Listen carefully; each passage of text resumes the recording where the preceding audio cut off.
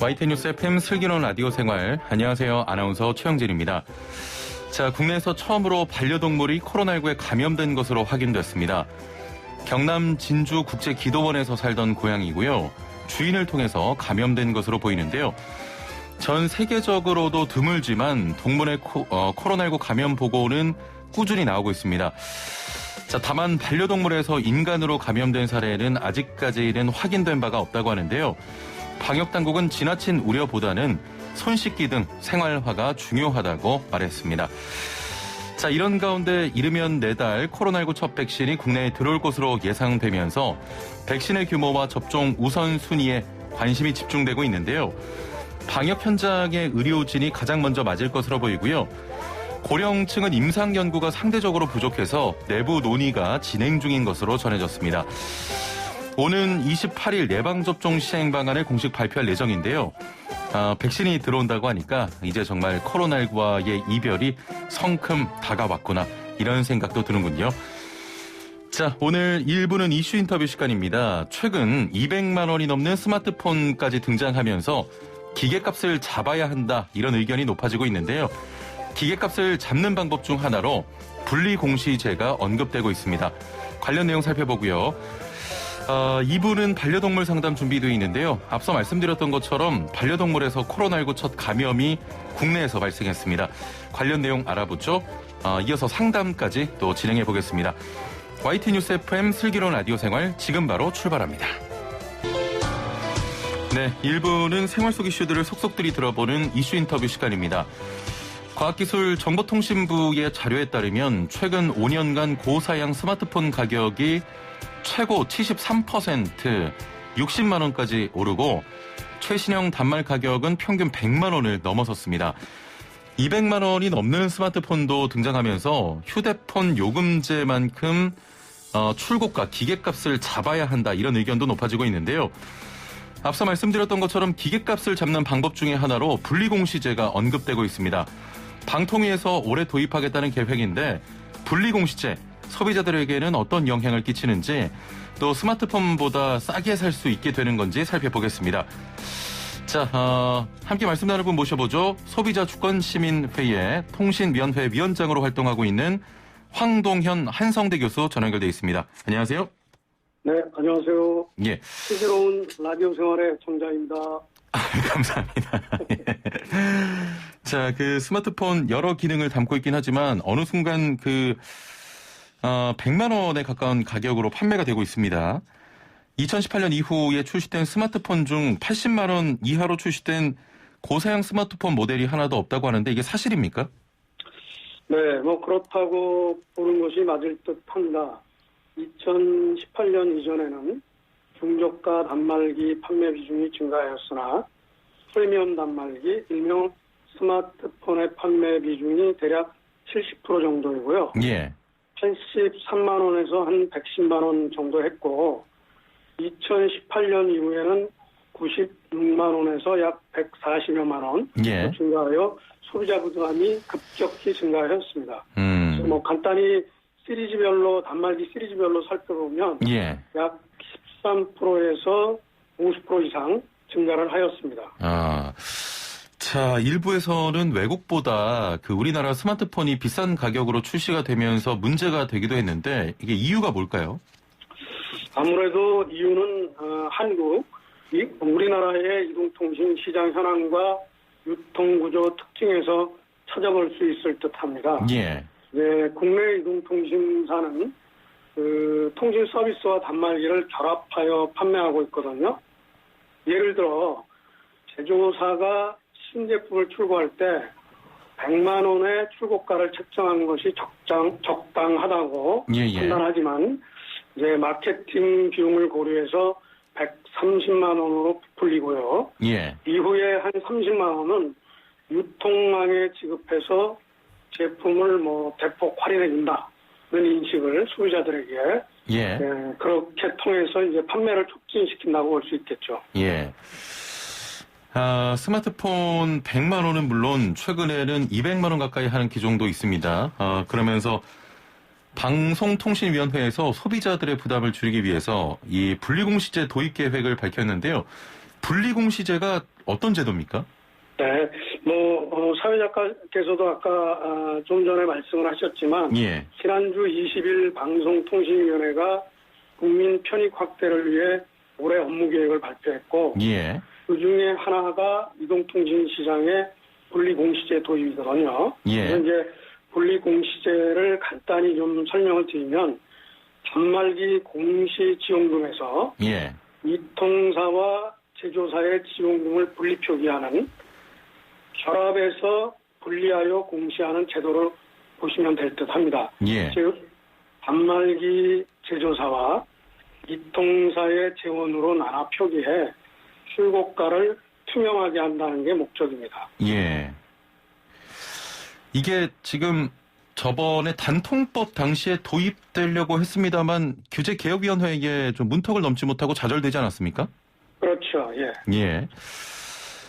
이번 방통위 발표를 조금 자세히 보면 위약금에서 약정과 무관한 제조사 지원금을 제외해서 부담을 낮춘다 이런 부분도 있는데 네네. 이 약정 위약금이라는 게 처음 기계 살 때 2년 쓰겠다, 3년 쓰겠다 이런 약정하고 기계값을 할인받지 않습니까? 그렇죠. 예, 그 기간을 채우지 못했을 때의 위약금인 건가요? 정확히 어느 부분에서 부담을 낮추겠다는 겁니까? 그 기간을 채우지 못했을 때의 위약금인 것은 맞고요. 예. 예를 들어 설명을 해드리면 3년 약정을 하고 예. 30만 원 할인을 받았다. 네, 이동통신사가 15만 원, 제조사가 15만 원 지원을 받았다고 가정을 하고 예. 1년 후에 해약을 하는 경우 이제 그동안 기간을 채우지 못한 2년 부분 예. 대략 20만 원이라고 가정을 하고요. 그래서 이통사 10만 원, 제조사 10만 원의 위약금이라면 해약하더라도 핸드폰은 그대로 갖고 있는 거 아닙니까? 예. 그래서 이제 제조사 장려금은 위약금에서 제외하고요. 예. 10만 원으로 부담을 낮추는 것입니다. 예. 그리고 이제 또 하나 중요한 것은 현행 위약금은 6개월 이후에 감소하는 구조거든요. 예. 그런데 이제 가입 후 1개월부터 줄어들도록 개선하는 것을 그게 이제 예상이 됩니다. 개선하는 것으로. 예. 예. 그러니까 6개월에서 1년으로 줄어든다는 것이죠. 예. 유통점의 추가 지원금 범위 확대를 해서 지원금을 높이는 방안도 좀 진행하겠다고 밝혔는데 여기서 유통점이라는 게 우리가 휴대전화 살 때 통신사 대리점에서 구매하게 되지 않습니까? 그렇죠. 이런 네. 과정에서 받을 수 있는 지원금을 좀 확대하겠다 이겁니까? 네, 그렇습니다. 현행 이통사 대리점에서 제공하는 추가 지원금 한도는 공시 지원금의 15%인데 예. 현장에서 지원하는 금액에 비해 현재의 낮고 현실성이 없다고 판단이 되거든요. 예. 그래서 이제 추가 지원금 한도를 20% 혹은 30%로 상향해서 궁극적으로는 유통망의 자율성을 확대하고 예. 소비자의 이익을 증대하는 것으로 예상이 됩니다. 예. 여기서 좀 궁금한 게 사실 단통법 같은 경우는 이 33만 원이라는 그 할인 상한선이 좀 붙어 있었잖아요. 그렇죠. 네. 그래서 어느 대리점을 가도 똑같은 가격에 사야 된다 이런 취지인데 만약에 이 지금 제도가 도입이 되면 유통사마다 대리점마다 좀 가격이 다를 수가 있습니까? 그렇죠. 그것은 이제 사실은 그동안은 축구 선수들을 농구장에서 게임을 하게 만든 거였거든요. 예. 근데 이제 이번에 취지는 조금 더 자율성을 주자는 취지입니다. 그러니까 이제 축구 선수들이 축구장에서 할 수 있도록 예. 경기장을 합리적으로 개선하는 거니까요. 예. 네, 그렇게 볼 수가 있죠. 좀 예. 그렇지만 이제 합리적으로 바뀌었다. 판단하시는 것이 맞을 것 같습니다. 자, 그러면 가장 중요한 부분인데 이 소비자들이 휴대폰을 좀 저렴하게 구매할 수 있게 되는 겁니까? 네, 조금 이제 제가 좀 구체적으로 설명을 드리면요. 예. 그동안 이동통신 시장은 소비자 관점에서 평가해 보면 고가 단말기와 고가 요금제의 불투명한 구조에 차별을 받는 소비자들이 존재했거든요. 예. 예를 들어서 단말기 가격도 이제 5G가 도입되면서 처음에 말씀드렸듯이 대략 50% 이상 증가하였고 예. 요금의 경우도 3G, 4G, 5G를 기준으로 할 때 SK 최고 요금의 경우 79,500원에서 10만 원, 12만 5천 원. 그래서 파라다임 시프트가 되면서 약 25%에서 30%까지 요금이 증가했습니다. 예. 따라서 이제 간단히 요약해 보면 그동안의 제조사와 유통사의 짬짬이에서 투명한 제도가 도입되고 이용자 차별이 개선되는 등 단말기 가격 및 서비스 요금 경쟁이 촉진된다고 볼 수 있을 듯합니다. 예. 제조사에서는 분리공시제로 마케팅 과정에서 활용되는 판매 장려금이 좀 공개가 되면 네. 글로벌 경쟁력에 타격을 받을 수 있게 된다. 이런 우려도 이야기가 나오고 이전에 이런 우려 때문에 사실 단통법에서 적용이 안 됐었는데 이 네. 판매 장려금이라는 게 정확히 어떤 겁니까? 네. 그 이동통신 시장에서 이통사가 제공하는 것을 공시지원금이라고 하거든요. 예. 근데 이제 제조사가 지원하는 것을 판매 장려금이라고 합니다. 예. 근데 이것이 이제 왜 중요한 이슈냐면 휴대폰을 판매하고 온오프라인의 유통점들은 단말기를 판매할 때마다 추가 리베이트를 받는데 예. 대부분의 이용자에게 이제 불법 보조금으로 흘러 들어가고 이것이 제조사의 판매 장려금으로 대부분 조성됐다는 것이 이제 합리적 의심입니다. 예. 그러면은 지금 판매 장려금이 제조사의 좀 경쟁력에 타격을 받을 수 있게 됐다 이런 우려가 있는데 실제로 우려대로 제조사에 큰 영향이 있습니까? 뭐 아까도 말씀하셨지만 2014년도 그래서 이제 그 무산이 됐던 것인데요. 예. 분리공시제는 단말기 유통법이 제정되고 시행되던 2014년도에 제조사 삼성전자만을 제외하고 예. 이동통신사 심지어는 제조사인 LG전자까지 찬성했던 제도이고요. 예. 당시에 이제 삼성전자의 집요한 로비에 의해서 좌절된 제도이고 방통위가 2018년 업무 계획에도 포함되어 있었던 것입니다. 예. 그래서 이제 제조사의 판매 장려금이 공시가 된다면 해외 출고가에 타격을 받을 것이라는 그런 데이터가 제시된 적이 없고요. 정확한 데이터도. 예. 그 오히려 불투명이 오히려 고가 스마트폰의 확대 및 부익부 빈익빈으로 최근에 문제가 되고 있는 LG전자의 철수설 이런 것들의 타격으로 연결되지 않았나 하는 저 개인적인 그 판단입니다. 예. 자, 올해 3월까지 좀 개정안을 마련해서 국회 통과를 진행하겠다고 하는데 이번에는 좀 시행될 수 있을 거라고 보십니까? 사실 이제 2014년도나 예. 2018년, 2021년도 세 번째 시도가 있었고요. 예.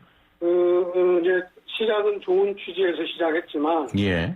나쁜 법으로 어떻게 변질이 되지 않았습니까? 예. 그래서 이번에는 여당이나 야당이 좀 합심을 한다면 예.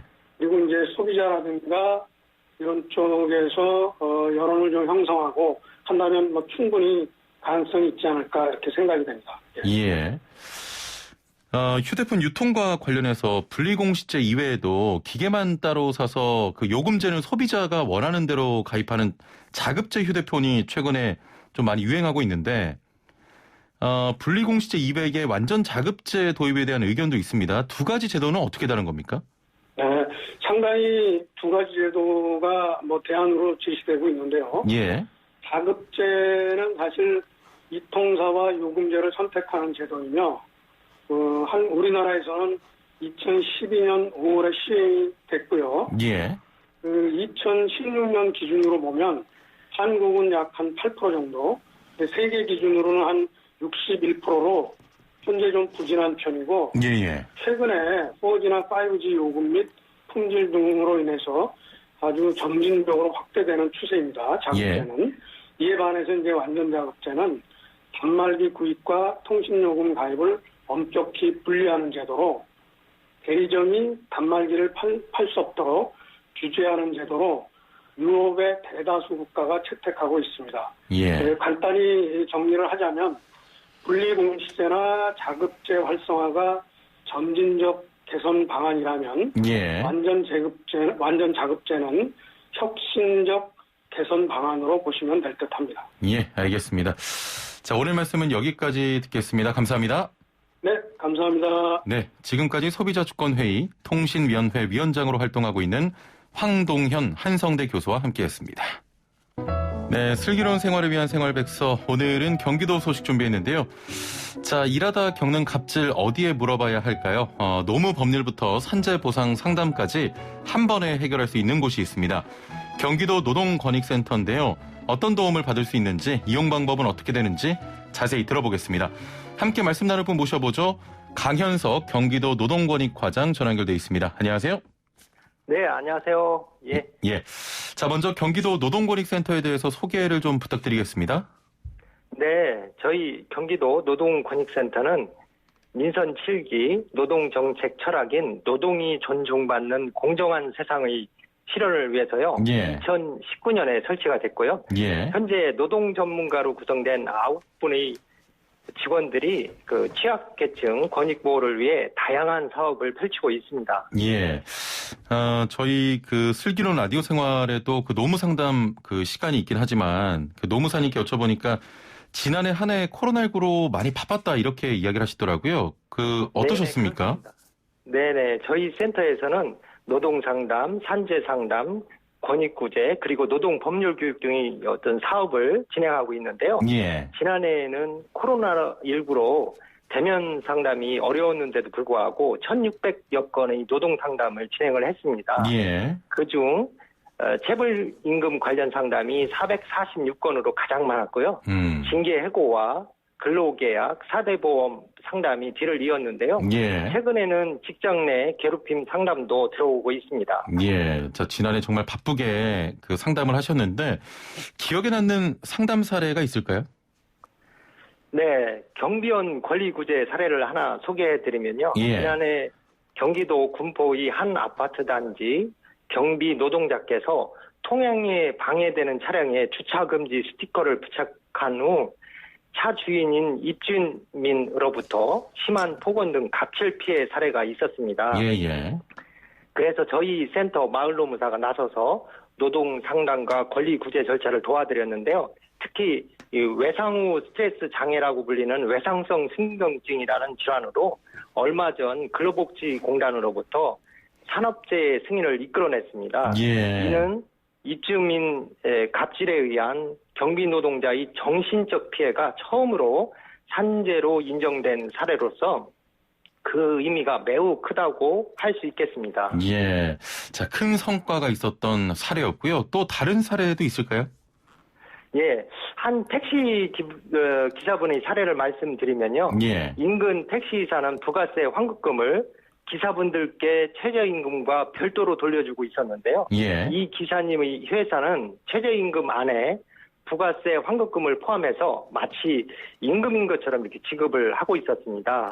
예. 그래서 고용노동지청에 진정을 넣었는데요. 부가세 환급금은 소관사항이 아니라는 답변이 왔고요. 예. 또 검찰에서는 입증이 어렵다는 이유로 불기소 처분을 내렸습니다. 예. 그래서 결국 저희에게 문의를 하신 건데요. 저희 센터 예. 마을노무사분이 국토부 지침과 또 대법원 판례를 들어서 최저임금법 위반을 입증을 했고요. 예. 3년 동안의 최저임금에 미달된 임금과 택시 전액관리제 시행에 따른 임금 차액까지 받을 수 있게 됐습니다. 예. 자, 경비원 사례와 택시 기사님의 또 사례를 말씀해 주셨는데 수고 많으셨고요. 네. 자, 이렇게 그 좋은 일을 하는 센터를 좀 도민들이 어떻게 이용할 수 있습니까? 이용 방법을 설명해 주시죠. 네, 센터에 이제 전화를 하시거나 예. 홈페이지에 상담 접수가 있게 되면 저희 센터 노무사가 1차적으로 기초 상담을 합니다. 예. 그리고 심층 상담이 필요한 경우에는 저희 경기도에서 위촉한 96분의 마을 노무사 중에서 피해자와 가장 가까운 거리에 있는 노무사와 연결을 시켜드립니다. 예. 또한 고소고발 진정이 필요한 경우에는 고용노동부의 권리구제까지 지원 가능하고요. 예. 모든 절차가 무료입니다. 지원 대상은 경기도민과 도내 사업장이라면 누구든 가능하고요. 소규모 사업장, 사업주들의 노무 컨설팅도 함께 지원을 하고 있습니다. 예. 들으시는 분들을 위해서 다시 좀 정리를 해드리면 센터에 전화를 하거나 홈페이지에 상담 접수가 되면 센터에서 1차적으로 노무사님이 기초 상담을 하시고 또 예. 피해자와 가장 가까운 거리에 있는 경기도 마을노무사와 연결을 또 시켜드립니다. 그리고 네, 그렇습니다. 고용노동부의 권리구제까지도 다 가능하고 모든 절차가 무료인 거죠? 네네, 맞습니다. 예. 네, 모든 절차가 무료입니다. 예. 자, 노동상담 사업 외에 그 센터에서 하고 있는 다른 활동들도 있습니까? 네, 이 노동 교육 사업을 들 수 있겠는데요. 예. 노동자는 물론이고 청년, 청소년, 군인, 대학생 등 이 예비 노동자들 있지 않습니까? 예, 예. 그런 분에 대한 교육, 그리고 소규모 사업주에 대한 노동 법률 교육도 실시를 하고 있습니다. 예. 그리고 이제 최근에 이제 코로나19로 비대면 소비가 급증하면서 택배 물량이 아주 폭발적으로 증가를 했지 않습니까? 예, 예. 그렇지만 택배 노동자들의 근로 여건은 여전히 열악한데요. 과로사도 있었잖아요. 과로사 문제가 좀 사회적 이슈로 대두가 되고 있는데. 네네, 예, 그렇습니다. 그래서 이분들을 위한 택배 노동자 전담 지원센터를 저희가 설치해서 운영을 하고 있고요. 예. 좀 전에 사례로 소개를 해드렸습니다만 경비 노동자에 대한 갑질 피해 예. 구제 지원을 위한 전문적인 상담과 또 지원도 이렇게 추진을 하고 있습니다. 예. 자, 예비 노동자 그리고 소규모 사업주에 대해서도 노동법률 교육을 실시하고 있고 또 특히 최근 택배 과로사 문제가 좀 사회 이슈가 됐기 때문에 택배 노동자 전담 지원센터도 설치 운영하고 있고 경비 노동자에 대한 갑질 피해 구제 지원 역시 전문적인 상담과 또 지원을 하고 있다 이런 말씀이었습니다. 네, 그렇습니다. 예, 그때 예. 이제 새로운 이슈가 나오면 또 저희가 이제 선제적으로 즉각적으로 이렇게 대응을 하고 있습니다. 예. 네. 자, 마지막으로 앞으로 계획하고 있는 사업들 간단하게 소개를 해주시죠. 네, 저희 경기도 노동권익센터에서는 예. 노동이 존중받는 경기도가 되기 위해서 다양한 분야에서 적극적인 지원을 펼쳐 나갈 계획이니까요. 예. 혹시 노동 관련 도움이나 상담을 원하시는 분들은 언제나 저희 문을 두드려 주시기 바랍니다. 예. 네. 자, 뭐 평일 그 상담이 가능한 거죠? 혹시 뭐 시간대가 있습니까? 네, 월요일서부터 금요일까지 예. 오전 9시서부터 6시까지 이제 경기도 노동권익센터 031-8030-4541번으로 예. 연락 주시면 저희들이 친절하게 상담을 알겠습니다. 해드리겠습니다. 네, 오늘 말씀 지원해드리겠습니다. 예, 여기까지 듣죠. 감사합니다. 네, 고맙습니다. 네, 지금까지 강현석 경기도 노동권익과장과 함께했습니다. 네, 1부는 여기서 마치고요. 2부는 반려동물 상담 준비되어 있습니다. 반려동물에 대해 고민 있으신 분들 지금 바로 단문 50원 장문 100원의 유료 문자 샵 0945번으로 보내주시길 바랍니다. 57분 날씨와 교통정보 듣고 11시 정각 2부에서 뵙죠.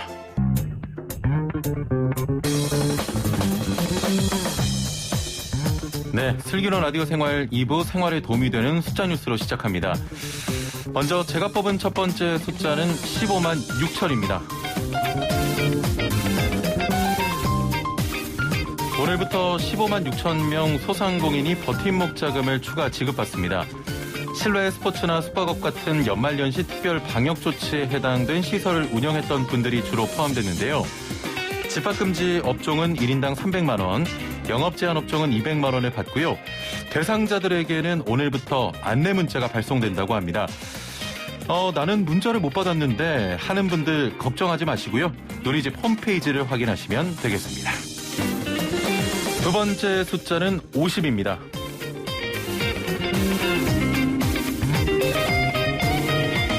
네, 앞서 알려드린 버팀목 자금에 이어서 오늘부터 방문돌봄 종사자와 방과 후 학교 강사를 대상으로 하는 지원금 신청도 시작됩니다. 지원 요건을 충족한 분들에게는 50만 원이 지급된다고 하죠. 신청 방법은요. 출생연도 끝자리에 따라 5부제를 시행한다고 하는데요. 자, 그러니까 오늘은 출생연도 끝자리가 1, 6인 분들이 해당됩니다. 네, 세 번째 숫자는 3입니다.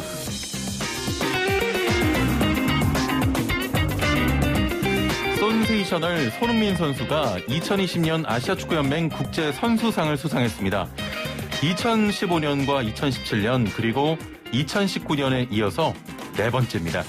이번 수상은 팬들과 전문가의 투표 결과도 반영돼 선정됐다고 하는데요. 2위 선수와 점수 차이가 꽤 난다는 뒷이야기도 나오네요. 손흥민 선수 2021년에도 멋진 활약을 기대하겠습니다. 네, 마지막 숫자는 127입니다.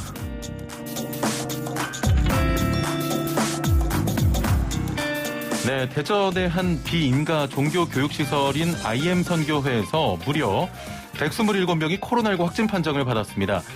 시설 내 이용자 양성률이 80%가 넘는다고 하는데 특히 최근 전국 곳곳에 입학설명회를 개최해 우려가 더 커지고 있는 상황입니다.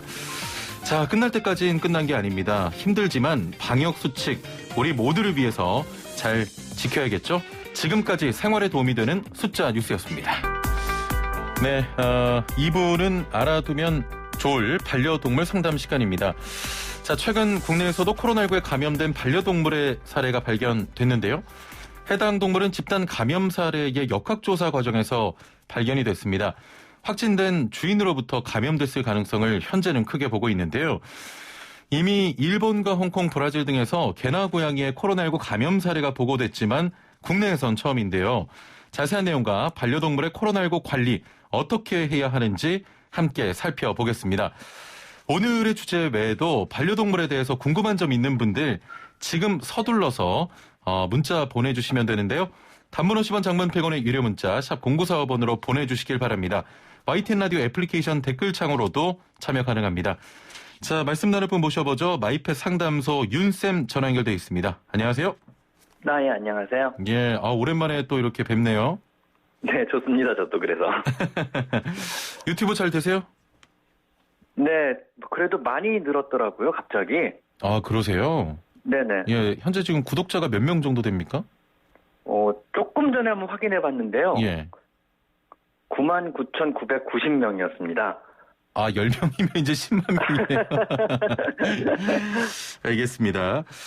자, 조금 걱정되는, 우려가 되는 소식인데, 앞서도 계속 언급을 해드렸지만, 경남 진주의 국제기도원에 있던 고양이가 이 코로나19에 감염된 것으로 알려졌습니다. 확진 판정이 된 상황입니까? 일단 항체가 형성된 것으로 확인됐다고 기사가 떴더라고요. 그러니까 예, 확진된 것이 맞습니다. 예, 확진됐다. 국내에서 반려동물이 코로나19에 확진된 거는 이번이 처음인 거죠? 네, 국내에서 강아지나 고양이가 확진 판정을 받은 사례는 이번이 예. 처음이 맞습니다. 제가 알기로는 해외에서는 그래도 몇 차례 코로나19에 감염된 동물 사례가 있었던 것으로 알고 있는데요. 해외에서는 좀 있습니까? 고양이나 개 아니면 기타 포유류가 예. 감염될 수 있다는 것이 알려지긴 했지만은요. 예. 아직 감염될 수 있는 동물의 모든 종류가 다 알려진 것은 아닙니다. 현재 예. 바이러스는 아직도 우리가 이제 연구 중인 바이러스고요. 예. 결론부터 말씀드리면 지난해 11월까지 세계적으로 동물 감염 사례가 보고된 나라는 모두 19개국이고요. 예. 여기에는 개나 고양이, 호랑이를 포함해서 총 5종류에서 135건이 감염됐다고 현재까지 보고가 이뤄지고 있습니다. 예. 그래서 여기서 보면은요. 예. 재밌는 게 뭐냐면 네덜란드나 덴마크는 또 밍크의 집단 감염 사례가 있거든요. 그래서 밍크란 품종에서는 코로나 바이러스가 좀 많이 돌고 있는 것 같더라고요. 예. 혹시 국내에서도 밍크를 키우시는 분이 계시다면 각별히 좀 주의를 하시는 게 좋을 것 같고요. 그런데 예. 이 가운데 동물이 사람에게 코로나19를 옮겼다고 확인된 사례는 아직까지 없습니다. 아. 그리고 세계보건기구 역시 예. 추가 연구가 필요하지만 동물로부터 사람의 전파 가능성은 거의 낮다 아니면 없다 이렇게 지금 보고 있습니다. 예. 자, 지금 확진된 고양이가 살고 있는 해당 기도원도 현재 100명이 넘는 확진자가 나온 것으로 알려져 있는데 대부분 코로나19에 감염된 사람과 함께 생활한 그런 경우가 많았습니까? 네, 그렇습니다. 예. 100명이 넘는 확진자가 이번에 속출한 진주 국제기도원에서 머물던 환자 모녀도요. 예. 역시나 고양이를 키우고 있었고 그 고양이가 걸린 건데요. 예. 총 3마리의 고양이를 키우고 있었는데 그중에 1마리가 이제 감염된 게 이번에 확인이 됐거든요. 예. 그리고 국제적으로도 전부 다 코로나 바이러스가 확진이 된 강아지나 고양이의 경우는요. 그거를 키우는 사람 자체가 이미 확진된 사람들이었습니다. 그래서 예. 일척 접촉에 의한 수직 감염으로 보고 있습니다. 예. 자, 그러면 일단은 조금 전에 말씀하셨지만 가장 걱정되는 부분이 바로 동물에서 사람으로 감염되는 그런 상황이거든요. 일단은 그런 사례는 현재 보고가 되지 않은 거죠. 네, 지금 뭐 미국 CDC 같은 경우 발표를 봐도요. 아직까지는 예. 강아지나 고양이의 반려동물로부터 사람으로의 전파는 확인되지 않고 있어서 예. 다소 안심해도 될 것 같습니다. 예. 그러면 이 함께 생활하는 동물 간의 감염 우려도 있는 겁니까? 역시 동물과 동물 간의 수평 감염 역시요. 예. 역시 아직은 확인된 바가 없습니다. 그래서 이 부분도 역시 안심해도 될 것 같습니다. 예. 세계보건기구를 포함해서요. 미국의 어떤 질병통제연구센터 역시 마찬가지로 이 부분에 대해서 굉장히 예민하게 역학조사를 계속 지금도 하고 있거든요. 예. 그래서 실시간으로 홈페이지에 모든 사항들을 지금도 올리고 있는데 어제까지 확인한 바로는 여기에 대한 사례는 올라온 게 없습니다. 예, 알겠습니다. 자, 반려동물 관련해서 궁금하신 점 또 고민 있으신 분들 지금 서둘러서 선착순으로 상담 진행되니까요. 단문 50원, 장문 100원의 유료 문자 샵 0945번으로 보내주시면 저희가 잠시 뒤에 여러분의 고민을 해결해 드리겠습니다. 사람들은 코로나19에 걸리면 뭐 열이나 기침 등 몇 가지 증상이 나타나는데 동물의 경우에는 어떻게 비슷한 증상이 있습니까? 현재까지 확진된 강아지나 고양이에서는요. 예. 대부분의 경우는 아무런 증상이 나타나지 않았고요. 예. 몇몇 마리에서 이제 가벼운 증상들이 나타났는데 여기에는 가벼운 기침, 콧물, 약간의 발열뿐이었는데 대부분 저절로 좋아졌습니다. 예. 그리고 코로나19에 걸린 고양이나 강아지가 실제로 죽은 사례도 현재까지는 없습니다. 예. 사람의 경우에는 뭐 밀접 접촉할 경우 혹은 또 의심되는 경우에 바로 검사를 할 수가 있는데 반려동물도 동물병원 등에서 바로 검사가 가능한 겁니까? 현재까지는 동물병원에서 아직 코비드-19 관련한 검사는 불가능합니다. 아, 불가능합니까? 예, 그렇죠. 예. 검역 당국의 어떤 조사와 검사가 필요할 듯한데 예. 그냥 제가 바라는 바는 이제 가족이나 사람이 확진했다 그러면은 예. 그 확진자가 키우던 동물도 검역 당국이 좀 검사를 진행을 하면 어떨까 이런 생각을 좀 갖고 있습니다. 실제로 좀 그런 문의 안 오세요? 오셔서 코로나19 검사 우리 반려동물도 할 수 없느냐? 뭐 문의 전화가 가끔 오긴 오는데 예. 아직까지는 동물병원에서 그 검사를 할 수 있는 어떤 시스템이 갖춰지질 않아가지고 예. 현재까지는 불가능한 걸로 알고 있습니다. 그렇군요. 확진된 반려동물의 치료는 어떻게 합니까? 아직 이것도 밝혀진 바가 없는 겁니까? 아직 코비드-19 유발 바이러스 자체가요. 예. 동물에게 어떤 영향을 미친다 이거는 지금 알아가고 있는 단계입니다. 예. 그리고 대부분의 반려동물에서는 질병 징후를 전혀 보이지 않았고요. 일부 반려동물은 저절로 나을 정도 굉장히 경증의 증상만 보였거든요. 그래서 치료 프로토콜은 아직까지 특별하게 나온 게 없는데요. 예. 우선 중요하게 알아두셔야 할 건 현재 내 반려동물이 코로나19에 걸려 있고 확진을 받았다 그러면은요. 예. 반려동물을 반드시 집에만 두셔야 됩니다. 예. 그리고 상담이 필요할 경우 전화로 수의사와 상담을 하시는 게 좋고요. 현재 드물긴 거의 없긴 하지만 뭐 호흡곤란이나 굉장히 심한 상태로 병원을 방문 치료를 해야 될 경우는 미리 전화를 해서 예약을 잡고 데리고 방문을 하셔야 되는데요. 예. 이때는 데리고 오실 때 고양이나 강아지가 스스로 걸어오진 않잖아요. 예. 데리고 오실 때 확진자가 아닌 분이 반드시 데리고 오셔야만 합니다. 그래서 적절한 처치와 진료를 받는 게 좋습니다. 그리고 예. 이미 확진된 동물의 경우는요. 예. 수의사가 판단을 해가지고 얘는 이미 다 낫습니다. 이제는 일반적인 생활을 해도 됩니다. 이런 판정을 내리기 전까지는요. 예. 사람과 동일하게 격리해 주는 게 좋고요. 이런 강아지나 고양이는요. 수의사에게 먼저 전화를 하고 병원에 허락을 득한 후에 병원을 반드시 방문해야 됩니다. 허락 없으면 병원을 갑자기 방문하시면 안 되고요. 그렇죠. 예. 네, 그 다음에 공원이나 시장, 축제 같은 곳에 데리고 나가서는 절대 안 됩니다. 예. 그리고 사람을 위한 의료시설이나 학교 같은 걸 역시 데리고 방문하셔도 안 되고요. 그 다음에 역시 미용을 위해 미용을 목적으로 뭐 강아지, 고양이 미용실에 데려가셔도 역시 안 됩니다. 예. 뭐 당연한 얘기겠지만 반려동물을 데이케어 센터나 아니면 숙박시설을 이용하는 것도 역시 금지하시는 것이 좋고요. 그 다음에 반려동물이 현재 코로나에 걸려 있다 그러면은 예. 완전히 나은 게 확인되기 전까지는요. 놀이 모임이나 뭐 하이킹이나 다른 집에 방문 같은 것도 역시 자제해 주시는 거 좋습니다. 현재까지는 코비드-19 유발 바이러스 자체가요. 예. 이거에 걸린 동물이 어떤 뭐 특별한 증상을 일으키거나 아니면 사람에게 옮기는 것이 확인이 전혀 안 되고 사람에게 안 옮기니까는요. 예. 뭐 이런 동물들을 유기하거나 아니면 처분할 이유는 전혀 없습니다. 그런 쪽으로는 안심하셔도 됩니다. 예.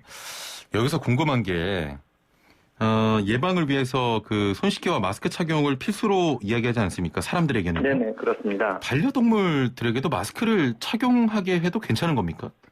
일단 반려동물에게 마스크는 별다른 의미 자체가 없습니다. 일단 완전히 밀접 접촉들 하지 않고요. 실제로 네. 반려동물에게 마스크 착용을 반려동물 굉장히 해를 미칠 수 있거든요. 이거를 예. 먹거나 예. 오히려 더 자극원이 되기 때문에 착용을 안 해주실 걸 권장을 하고 있습니다. 예. 일단은 반려동물 같은 경우는 그 위험을 피하는 게 가장 중요하겠군요. 그렇습니다. 반려동물 같은 경우는 혹시라도 코로나 바이러스 걸린 사람하고 접촉을 최대한 자제하고 피해 주시는 게 좋기 때문에 예. 어디를 데리고 다니거나 아니면 다른 모르는 사람이 함부로 만지지 않게 하거나 하시는 게 좋고요. 예. 돌아다니지 가급적이면 실내에만 머물게 하시고 돌아다니지 않게 해주시는 게 좋습니다. 예, 알겠습니다. 반려동물의 코로나19 예방을 위해서 해야 할 것들도 어떤 것들이 있겠습니까?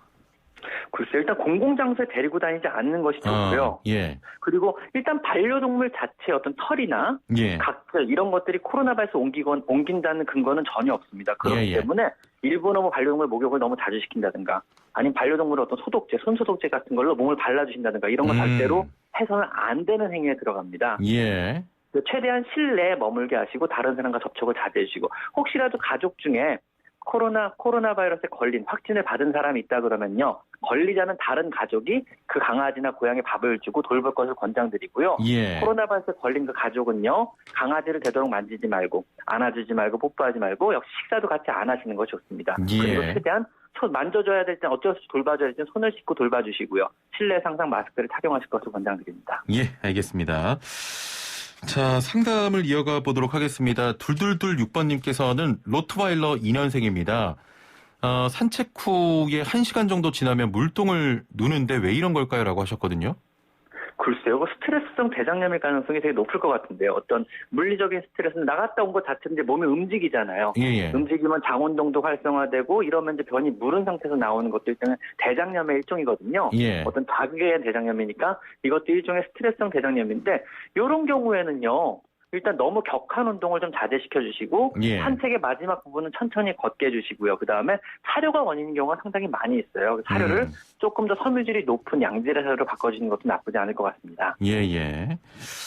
자, 반려동물 상담 계속 이어갑니다. 단문 50원, 장문 100원의 유료 문자 샵 0945번으로 지금 서둘러 상담 고민 보내주시면 저희가 바로 해결해 드릴게요. 0847번님, 고양이 3마리 기르는데 셋 다 길고양이 출신입니다. 지금 7살인 고양이는 밤마다 기침을 심하게 하고 5살인 고양이는 하루에 2-3번 과호흡 환자처럼 흐허허하고 숨을 잘 못 쉴 때가 있는데 무슨 병이 있는 게 아닌지 걱정됩니다. 동물병원에서는 별 이상이 없다는데 라고 하셨네요. 일단 동물병원에서 별 이상이 없다 그러면 별 이상이 없는 걸 겁니다. 검사를 하신 분 이상이 없다 그러니까 예. 제가 뭐 점을 칠 수는 없는데 예. 혹시 몰라서 드리는 말씀은요. 어떤 예. 검사를 했는지 모르겠지만 고양이 심장병 관련 검사를 안 했다 그러면 한 번쯤 받아볼 걸 권장드립니다. 예. 고양이 선천적인 심장병이 HCM이라고 있는데요. 이것이 걸린 아이들이 뭐 새벽에 기침을 한다든가 아니면 간혹 개구호흡이라 그러죠. 입으로 숨을 쉬는 과호흡을 한다든가 이런 증상을 보이는 경우가 왕왕 있거든요. 예. 그래서 혹시 검사받은 내용 중에 고양이 심장병 검사를 한 게 없다 그러면 고양이 심장병 조기 검사를 한번 해보실 것을 권장드리겠습니다. 고양이 심장병 조기 검사요? 네네. 그래서 예. 혈액으로 하는 검사가 있어요. 예. 그러니까 피를 뽑아서 피 한 방울이면은 얘는 심장병 소인이 있습니다. 소인이 있다, 소인이 없다 이렇게 판정을 바로 그 자리에 내려주거든요. 예. 그래서 그런 검사들도 있으니까 호흡약도 혹시 안 받아보셨다면은 한 번쯤 받아보는 게 나쁘지 않을 것 같습니다. 혹시 길고양이 이제 출신이잖아요. 네네. 예. 그런 길에서 이제 좀 지내던 고양이들이 이런 조금 몸이 안 좋을 확률이 높습니까? 키울 때? 그렇진 않습니다. 그게 예. 뭐 잘만 키우시면 건강하고요. 오히려 길냥이 출신들이 유전적으로 여러 가지 질병들에서 조금 더 안전한 편에 들어갑니다. 그렇군요. 왜냐하면은 예. 유전적인 질병들은 대부분 순혈 브리드에서 많이 생기는 질환이거든요. 예. 근데 이제 길냥이들은 대부분 믹스된 브리드잖아요. 섞여 있잖아요. 잡종이잖아요. 소위 말하는. 이런 애들은 유전적으로 되게 안정적인 경우가 많기 때문에 오히려 예. 유전병에서는 오히려 더 안전한 경우가 더 많습니다. 그렇군요. 자, 6002번님께서는 멀미가 심한 애완견은 어떤 방법이 있을까요? 이동할 때 약도 있을까요? 라고 질문하셨네요.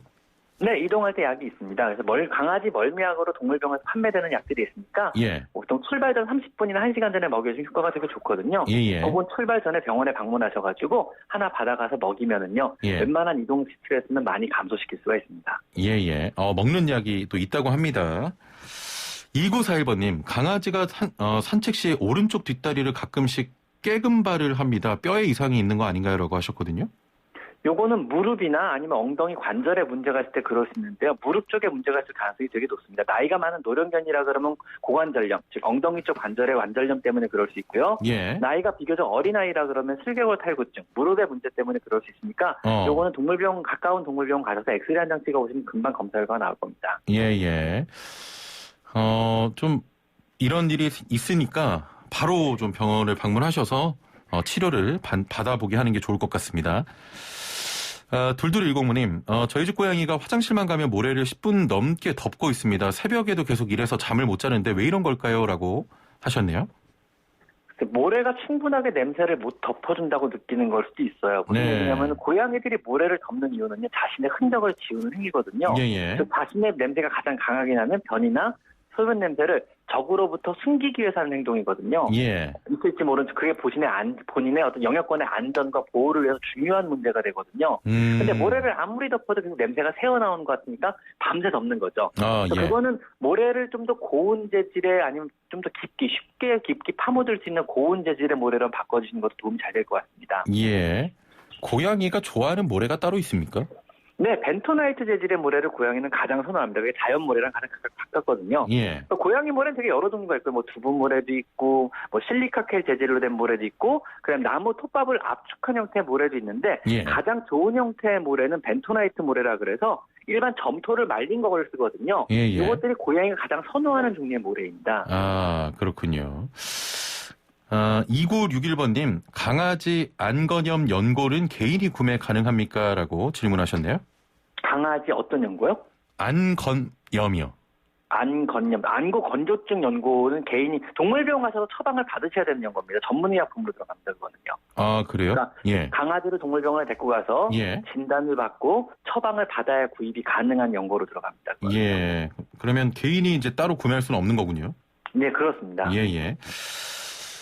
5011번님, 친구가 출장 가서 대신 고양이 화장실 청소를 해주기로 했는데 얼마 만에 한 번씩 가서 해줘야 할까요? 고양이 3마리에 화장실도 3개라고 합니다. 친구분 힘드시겠네요. 아침도 제일 좋습니다. 예? 아침 저녁이 제일 아침 저녁은 저녁. 주어지는 게 제일 좋고요. 예. 정 그게 시간이 안 되신다면 하루에 한 번도 괜찮을 것 같습니다. 이렇게 친구가 잠시 굉장히 근데 대단한 예. 친구, 좋은 친구신 것 같아요. 내 고양이 강아지 똥오줌 좀 치워줘. 이 부탁을 들어주다니 대단한 것 같아요. 거의 BF인데요. 알겠습니다. 마지막 질문인데요. 7911번님, 4개월 된 강아지를 데려왔는데 3일은 화장실을 못 가다가 어제 배변 중 낑낑거리면서 빙글빙글 돌기만 하는데 변비입니까? 라고 했네요. 일단 3일의 변을 못 봤으면 변비가 맞을 겁니다. 이거는요. 근데 아마 낯선 환경도 변비의 원인일 수 있고요. 갑자기 바뀐 음식도 변비의 원인일 수 있습니다. 예. 이거는 아마 곧 변비 자체가 강아지나 고양이도 큰 병은 아니지만 곧 변을 보긴 볼 것 같은데 예. 이런 게 자꾸 지속된다 그러면 역시 사료가 안 맞아서 그러니까 사료를 한번 바꿔주실 것을 권장드리겠습니다. 사료를 바꿔야 되는군요. 네네, 그렇습니다. 알겠습니다. 오늘 말씀 여기까지 듣겠습니다. 감사합니다. 네, 감사합니다. 네, 지금까지 마이펫 상담소 윤쌤과 함께했습니다. 네, 현재 박범계 법무부 장관 후보자의 인사청문회가 진행 중입니다. 문재인 정부 후반기 법무 검찰을 지휘할 수 있을지 주목되는데요. 현재 재산 누락, 폭행 의혹 등이 쟁점입니다. 이어지는 뉴스에서 전해드리도록 하겠습니다. 체리필터의 낭만 고양이 전해드리면서 인사드립니다. 내일 뵙죠. 최영진이었습니다.